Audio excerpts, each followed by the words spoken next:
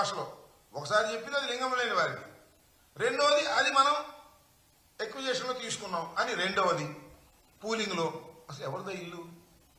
ఒక అక్రమ కట్టడం, కరగట్టు దిగువన ఉన్నటువంటి ఒక అక్రమ కట్టడంలోకి మీరు సాక్షాత్తు హోంమంత్రి గారిని తీసుకెళ్లి అక్కడ విందు పెట్టి మరి అక్కడ చెప్పాల్సింది, అయ్యా ఇది మేము కిట్ ప్రోకోలో కాజేశాం, రూపాయి కూడా లేకోకుండా మొత్తం మింగేశాం, తండ్రి కొడుకు ఇద్దరం కలిసి అక్కడే మేము ఈ మీకు విందిస్తున్నామని చెప్పుంటే బాగుండేది. అంతేకాదు మన గొడవలు వచ్చినప్పుడు అండి మొత్తం మా బెడ్లన్నీ తడిసిపోయినాయి, మా కింద ఫ్లోర్ అంతా తడిసిపోయింది, మీరు కూర్చున్నటువంటి ప్రదేశంలోనే 5 అడుగుల నీరు ఎక్కింది, తల్లి లాంటి కృష్ణమ్మను ఆక్రమించుకొని అక్కడ మేము నివసిస్తున్నాము అని చెప్పవలసిన మీరు జగన్మోహన్ రెడ్డి గారి ప్యాలెస్ గురించి మాట్లాడారంట.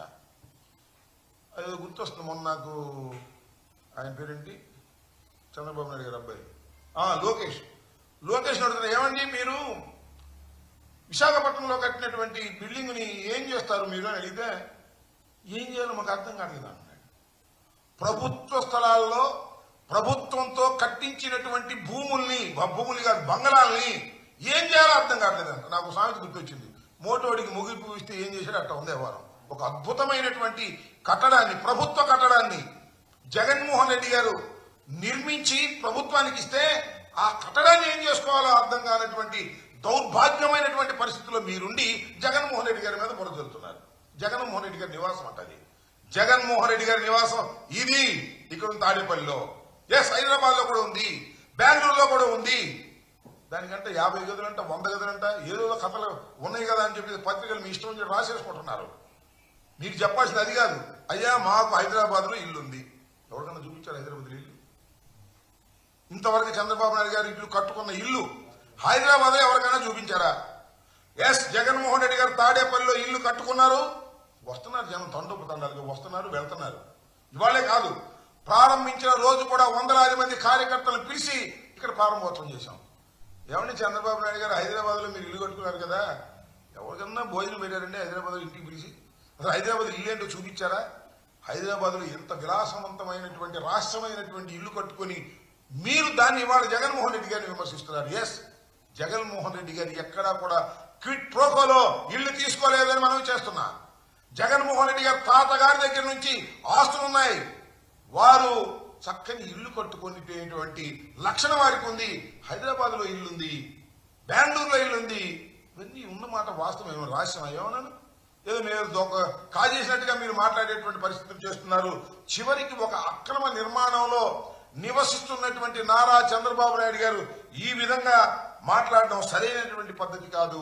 లింగం లేని వారి ఆస్తిని క్విట్ ప్రోకోలో కొట్టేసినటువంటి మీరు ఇవాళ జగన్మోహన్ రెడ్డి గారి గురించి మాట్లాడడం అనేది సమంజసమైనటువంటి అంశం కాదని కూడా ఈ సందర్భంగా నేను చెప్పదలుచుకున్నాను. విశాఖ ప్లాంట్ గురించి మాట్లాడవలసిన మీరు విశాఖ ప్లాంట్ గురించి మాట్లాడరు, దాన్ని పరిష్కారం చేయరు.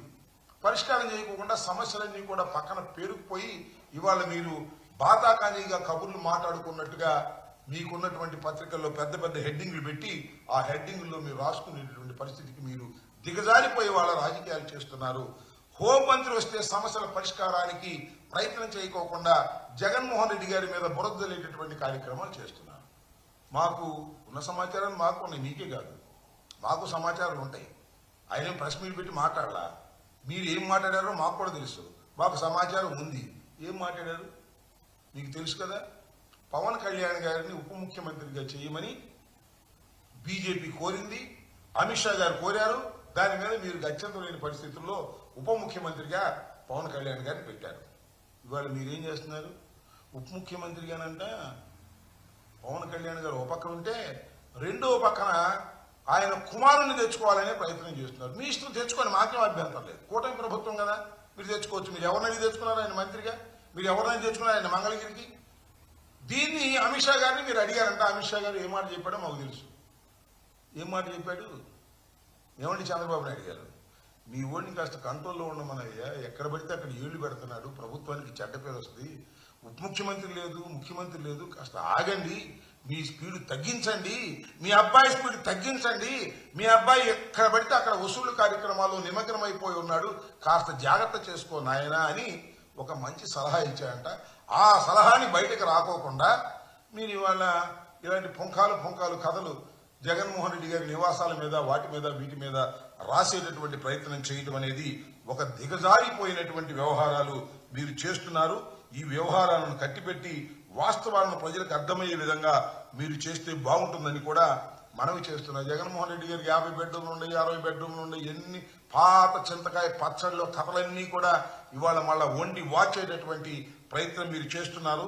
ఇది కరెక్ట్ కాదని కూడా ఈ సందర్భంగా నేను మీ ద్వారా ప్రజలకి, ముఖ్యంగా చంద్రబాబు నాయుడు గారి పార్టీకి కూడా చెప్పదలుచుకున్నాను. ఇలాంటి